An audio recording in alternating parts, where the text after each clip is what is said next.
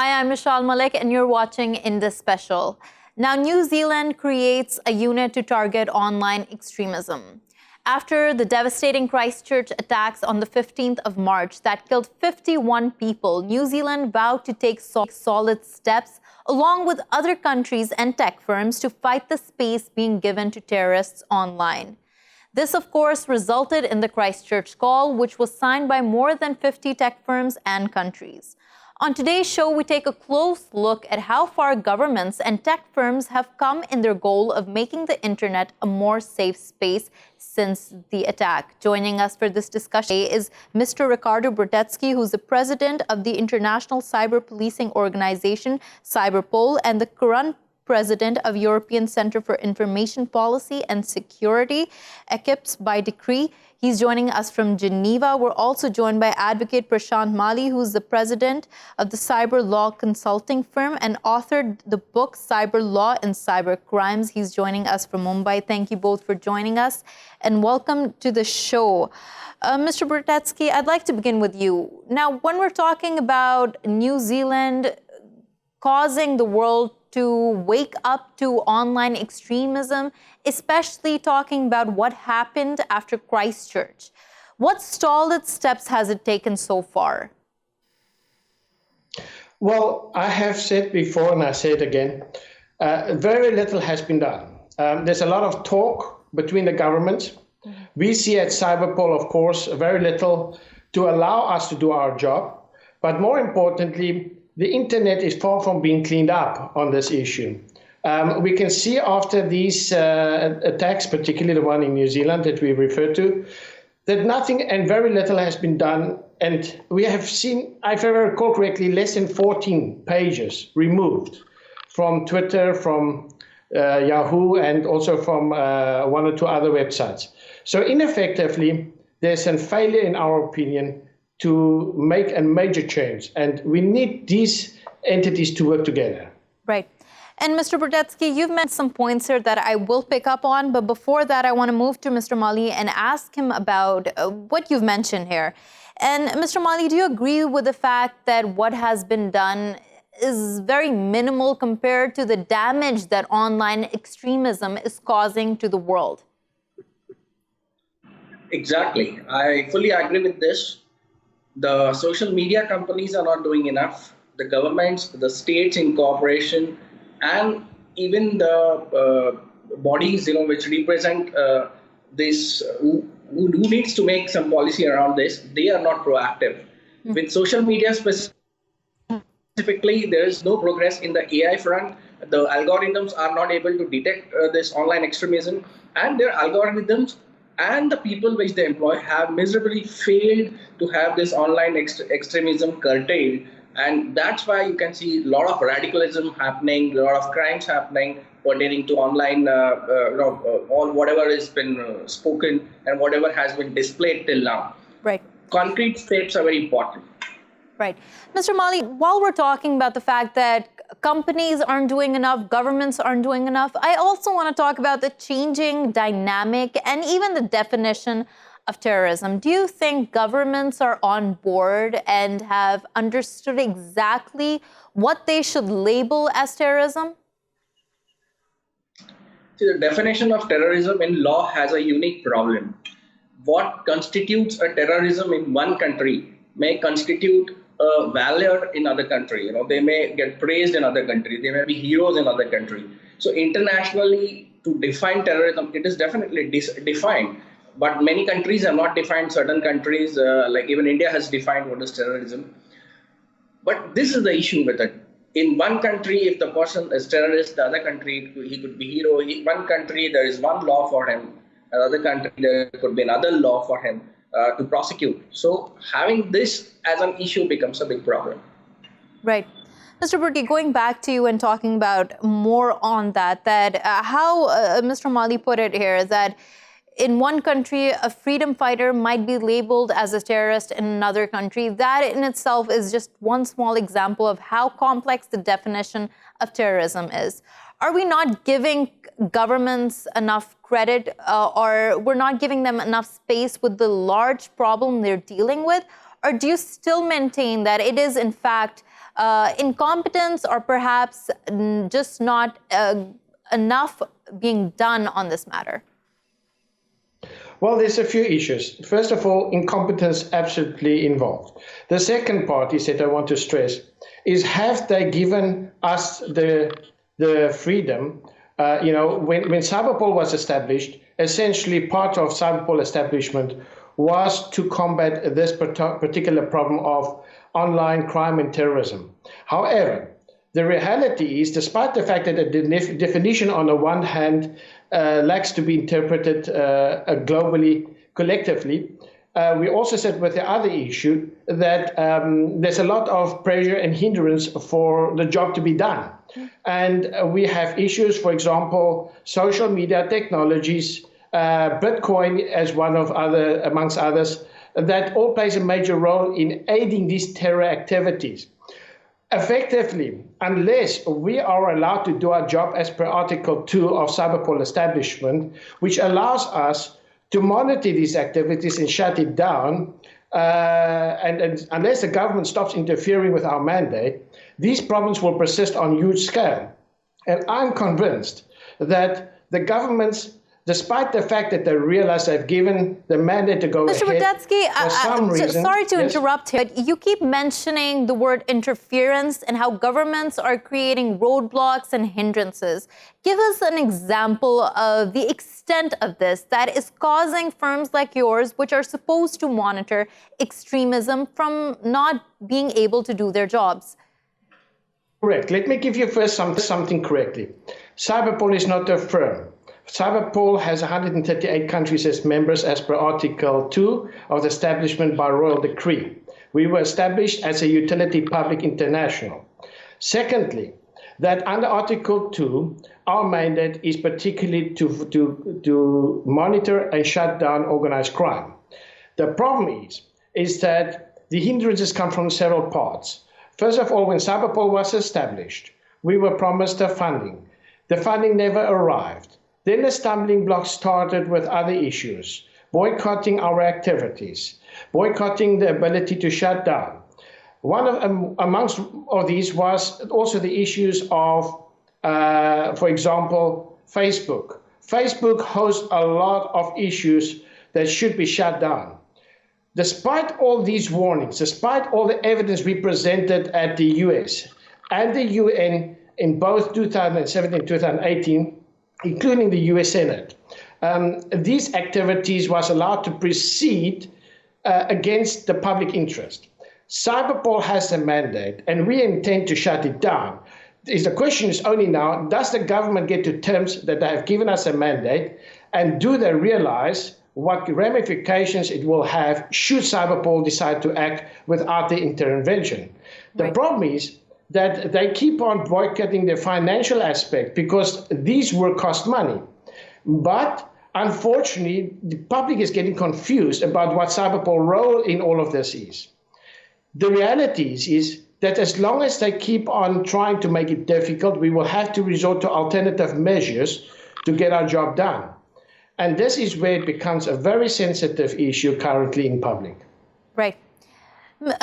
Mali, while we're continuing this discussion regarding the roadblocks and the hindrances being created for people who do want to do their jobs, there is another fear which is not being created by the government as such, but is being put forth by rights groups and activists that say that when you're targeting extremism, when you're targeting terrorism, and there's such an arbitrary standard for it, it may also infringe upon the right for freedom of expression. How do you see that unfolding in today's world, especially with the socio-political situations we see in many parts of the world today? Definitely. There are two aspects to this. One is your freedom of speech, and second is your right to privacy. Often when governments take this law seriously and they implement this law and they try and remove whatever is mentioned, many times you see that even what is right in law is also getting deleted. What is as defined as normal activism or political activism also get deleted.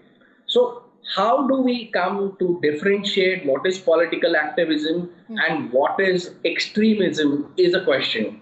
Are we devising certain formulas to chart out this so we can give to this social media companies and they follow this clean sheet formula? Or are we signing certain treaties which every countries are binding to? Mind it, we don't have what is called a cyber warfare treaty. Internet is getting balkanized day by day. We don't have cyber warfare treaty, and the European treaty is not working that as fine as it should be, and many countries are not signatory to it. And countries signatory to it are taking some recourse to their internal laws, breach of privacy, and other different laws in their own country. So this is a big issue. So this issue is getting sorted, like right to privacy, then actual freedom of speech, and if it can be carted out in some kind of formula and given to this company, social media companies, then they will do their job and their algorithms can do better job. But this is not happening, and organizations like Cyberpol, as the other speaker was saying, often made powerless in spite of being given power under Article 2. Right. Mr. Baretzky, as Mr. Mali pointed out here, that there is this very evident lack of global cooperation when we're talking about fighting cybercrime. And the internet is global. The content that is put on it is also global. Explain to us how the system is working right now when a country wants to block some form of content from appearing, especially within their territory. The EU courts made a ruling that they can order Facebook to take off content. What implications does that have for the world? And is that practical? Well, let me begin here. According to Cyberpol mandate, we have the power to monitor, investigate, and shut down, provided that is in public interest without interference. Having said that many of these corporations, such as Facebook, for example, and I point that out because we have seen time and again companies like Facebook hosting material which is inflicting on the well-being of public citizens, and particularly children. Taking down content is a very difficult. We have, despite the fact that we have a tremendous mandate, we do find it from time to time occasionally difficult to shut down websites. I must say that is improving, because we can see in the last 2 months, we're doing several investigations. We're currently working on several prosecutions. I'm not going to give many names, but I can tell you this, that we are currently working on major prosecutions coming. And we're going to see a big change. Before the end of this year, we will see some change, for sure. The question is, where do one realize the influence of organized crime and corruption? The bottom line is here is that we find that despite the fact that we are given this position, that there's a tremendous infiltration by organized crime syndicates to prevent this from happening. And on top of that, we also have to look at the local law. Fortunately, there's the Budapest Convention on Cybercrime. It's very clear. There's also the Convention on Organized Crime. Despite these conventions in place, it's extremely difficult to exercise them. I can say this, that under the Article 2 of Cyberpol, we have the mandate to shut it down. And this is what we are currently considering. Should we shut it down remotely and let them fight later? Or should we let them have the say as currently? I think there's a strong probability we're going to see a big change over the next 2-3 months with the way Cyberpol interacts with other governments and allow them to try to bully Cyberpol, because this bullying of Cyberpol program have to end. Right. Ms. Mali, now, when we're talking about trying to filter out the content, trying to target extremism, we've been talking about external bodies, the government, we've been talking about other agencies here, but also the social media companies on which this content is posted on. Now, a bulk of this material is sifted through algorithms. Is that one of the major problems? Do you feel like that's the reason why so much material is missed out on? Because these algorithms just are not sophisticated enough to deal with the problems and the nuances we see today. There's one problem is algorithms, and second is the attitude of the social media companies. Algorithms, because they really can't, they can predict plain English, but they really can't predict the local languages, local dialects, vernacular languages, the sign language, and so many things they really can. And these extremists are very intelligent to go around their algorithms. They have decoded the algorithms, what algorithms understand and what algorithms don't understand. I feel they need to have rich human manpower sitting there besides to handle this this online extremism. Second point is the attitude. Sometimes this data, this posts which are extremist posts, they garner a lot of views. They garner a lot of post likes and a lot of retweets or repostings. So when this is done, there is benefit to this social media companies because there is an advertisement revenue around this. There are users which get increased. Now, to differentiate what revenue comes from a criminal intent and what comes from a genuine intent has to be there in their framework or in international legal framework, which should compel them to follow such kind of rules. When this happens, that when the money which they earn is with legal intent, the earning is with the legal intent, then possibly they will start stopping, and they could do it proactively. Proactive measures should be taken by social media websites, which they are not taking. Right. They are always taking someone else's side. Mr. Mali, now you've highlighted in the legal framework what is lacking. On an urgent basis, what do you think needs to be done in the global realm for countries to come together, try to come to the table and create a legal framework that is workable? Cyber Warfare Treaty, that is International Cyber Warfare Treaty, is missing.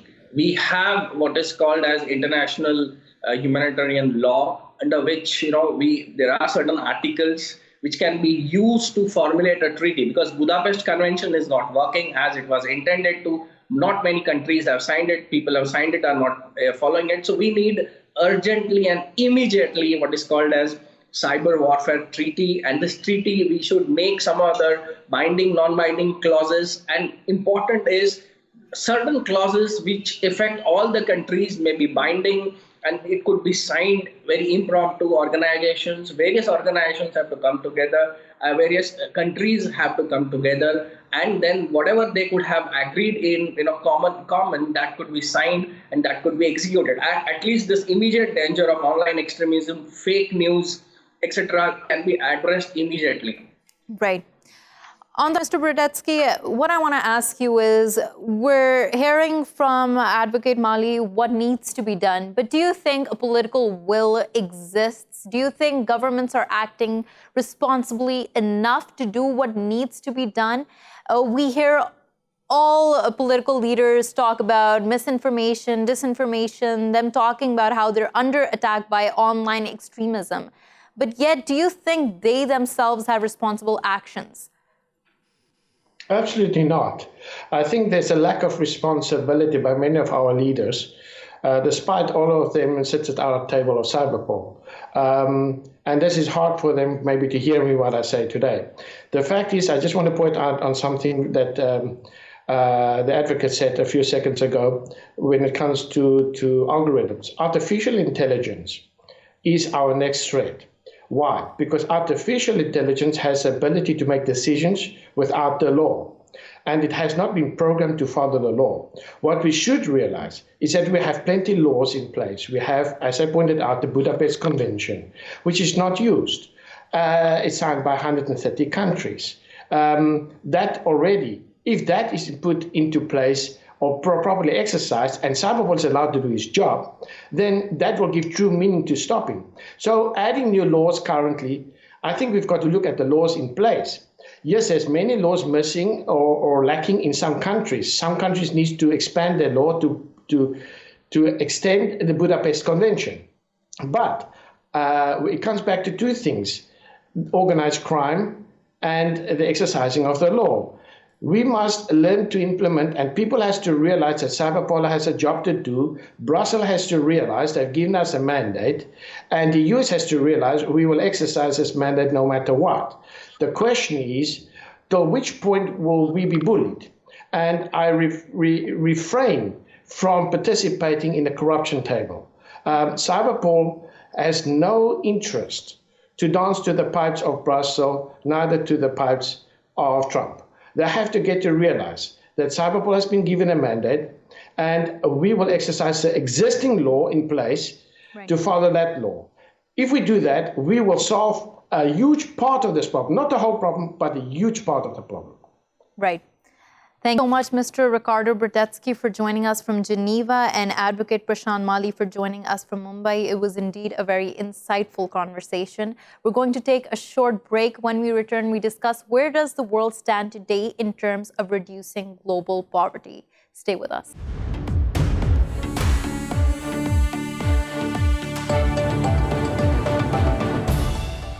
Welcome back. Now, the 2019 Nobel Prize in Economics has been announced, and the winners are MIT economist Esther Duflo, Abhijit Banerjee, and Harvard economist Michael Kremer. Banerjee, Duflo, and Kremer have been awarded the prize for creating an experimental approach to alleviating global poverty, which is being regarded as groundbreaking. But as the three are awarded for making strides in fighting poverty, on today's show, we take a look at where the world stands in tackling this issue, which is supposed to be a humanitarian threat. Joining us for this discussion today is Dr. Joseph Cheng, who's an analyst joining us from Hong Kong, and Dr. Jackson Mwewa, who is the chairman of the Organization for Poverty Alleviation and Development of Southern African region based in Zambia. He joins us from Zambia. Thank you so much for joining us both. Dr. Mwewa, I'd like to begin with you. Now, when we're talking about poverty alleviation, I'd like to start off by understanding how important it is to reduce poverty in order to move forward progress in a sustainable manner. Globally, it is a very big challenge. However, when we talk about poverty, it needs a paradigm shift from everyone so that all actors, they can come through and look at this situation, because it has got a lot of effects. It has got a lot of mispresentation among the humanity. So basically, it's very, very important that we improve the quality of life. We'll look at education, we'll look at other problems that this poverty is impacting on humanity is quite devastating. For OPAD, we are there to ensure that we identify resources and also bringing up different actors together and focus on how we can actually achieve this problem, which is affecting people globally. Right.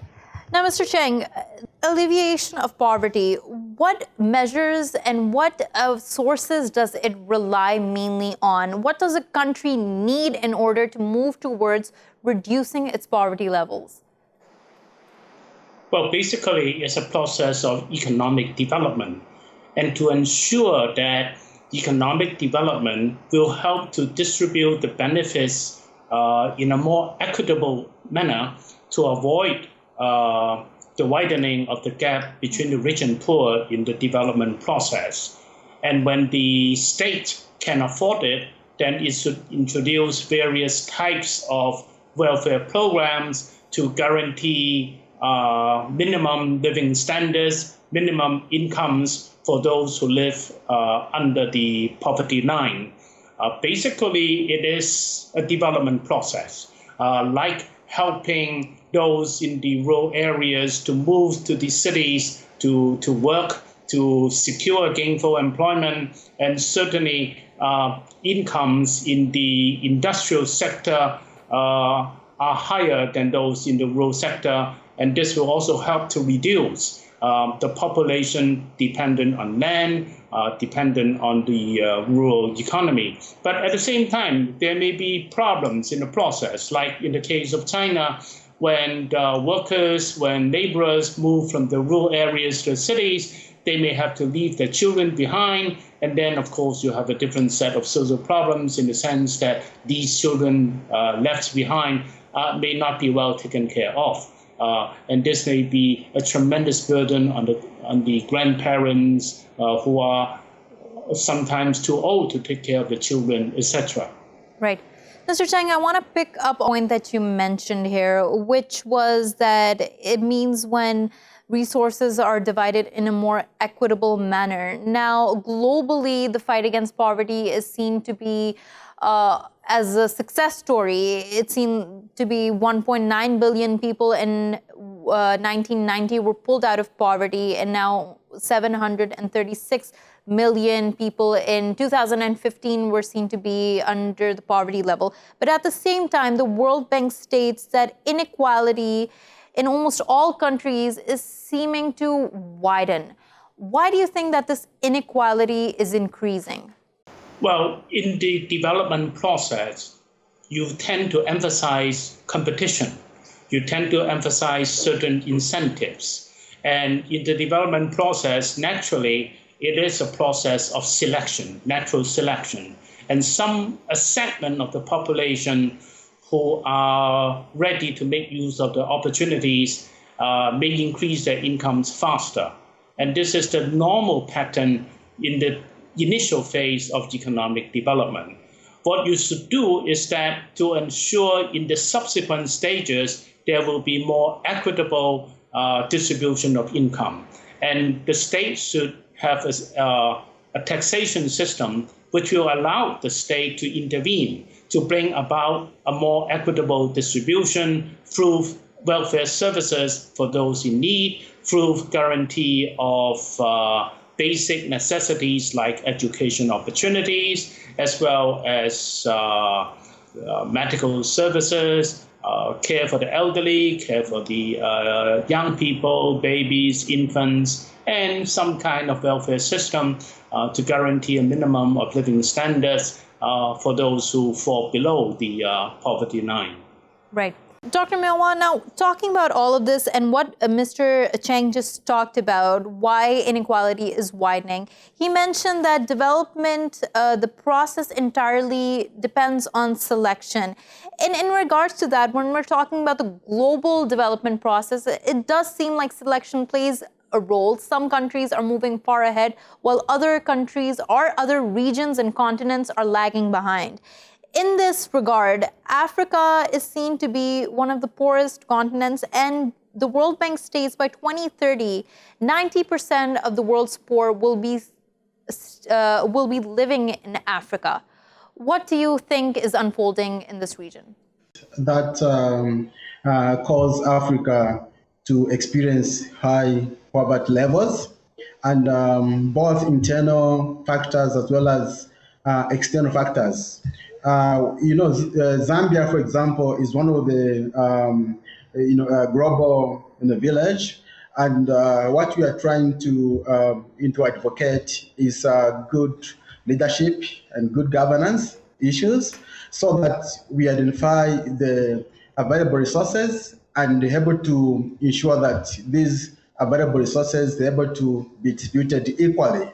So it's a very big challenge, especially that we can have this control internally, the internal factors, that we can improve the distribution of resources that are available. Now, there are also external forces, for example, which are coming from the international policies that also affect. I'll give an example. Zambia is a producer of copper, and when the copper is produced and able to be sold, it depends on the international market. And international market, it's the one which determines the price of copper and not the producers themselves. So you find that if resources which are already used to produce copper, to compare to the price itself, we find that we are disadvantaged as producers. So there are other international policies that need to be looked at, looking at the resources which are able to be applied in that particular country. So Right. Africa has got a little potential in terms of resources, and we need good leadership and governance in general to ensure that poverty is fought. Right. Mr. Cheng, when we're talking about certain countries experiencing very high levels of poverty, much more so than other countries, now, in all of this, I do want to talk about the policies of certain few powerful nations and how they impact the global fight against poverty. We're seeing more aggressive trade wars. We're seeing economic sanctions being placed more frequently. In all of this, how is the goal of poverty being missed? Do you think that that goal is suffering? Well, you may notice that it has been the development of China and India in the recent decades which have vastly helped to bring down the number of people in the world living under the poverty line. The rest of the world, the rest of the developing countries, have not been doing in any satisfactory manner. There is, of course, a challenge of raising the initial capital of building the infrastructure. For example, in many Asian countries, it is significant that you need roads to connect to the rural areas so that the produce of the rural areas can be brought to be sold in the markets in the urban areas so as to fetch reasonable prices, enhancing the incomes of the rural villages. So where does the money to build the roads come from? Either the country concerned itself is being able to raise the money through its own industrialization, through if it is fortunate enough to have a good natural resource endowment, then it can, of course, export its natural resources. But otherwise, it may have to borrow the money. It may have to rely on foreign aid programs. And this is a serious challenge. Managing money borrowed from abroad is also a serious challenge. You have to make sure that, as our friend just mentioned, you need effective governance so that the resources are being spent in a Mr. Cheng, sorry to interrupt here, but you're mentioning foreign aid and resources from other countries play an integral role. This is where I do want to bring the politics into the conversation and talk about how the populism that is rising all across the world, we're seeing more aggressive policies. How is that influencing the development of developing nations? Well, there are good examples of foreign aid, and there may well be bad examples of foreign aid.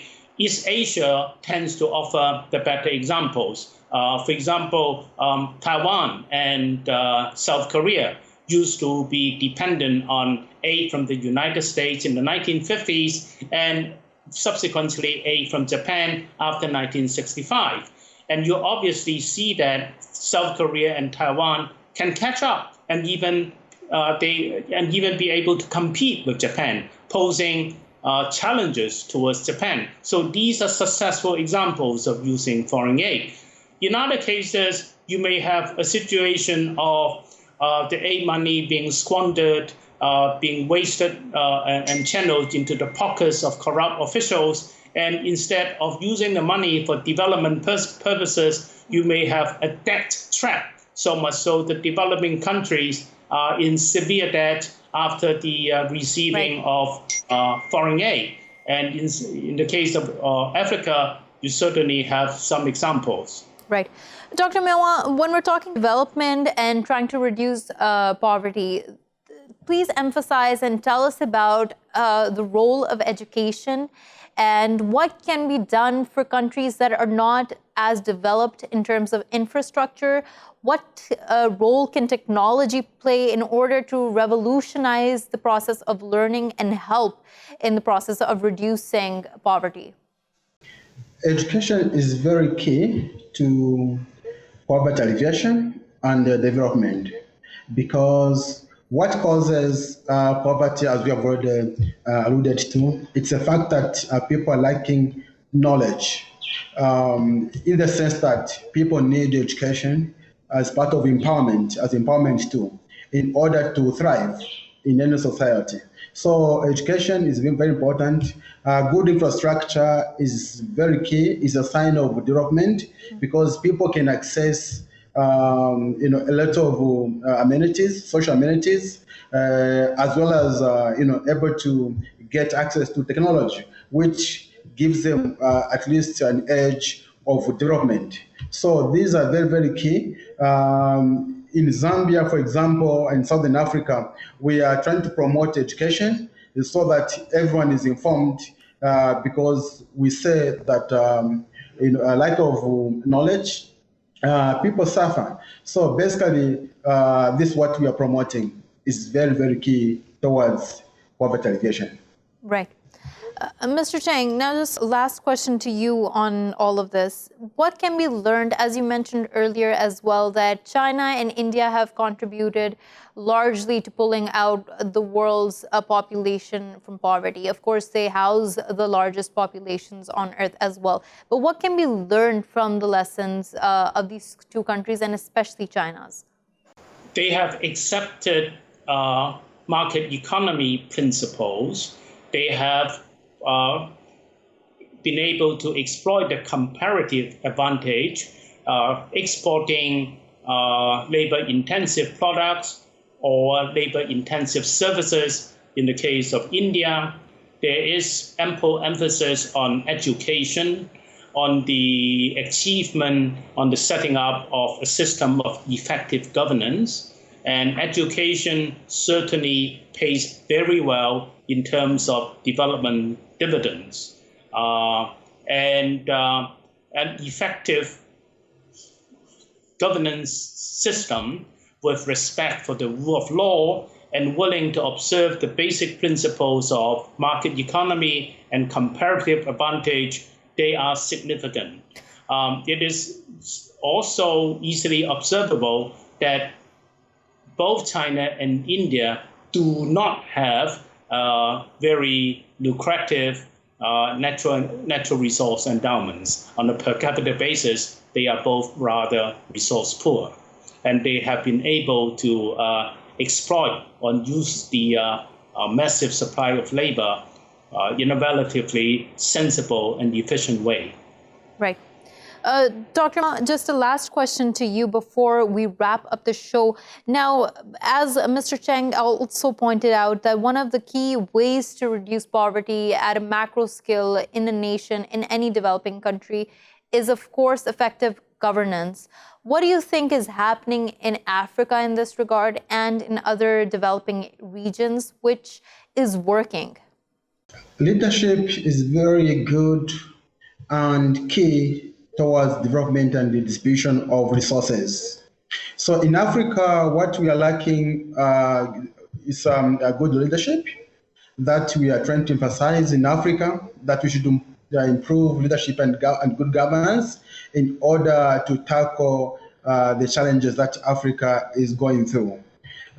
When you look at political will, it's very, very key that we don't need leaders, for example, who are able to be biased and to distribute natural resources and the available resources in each country.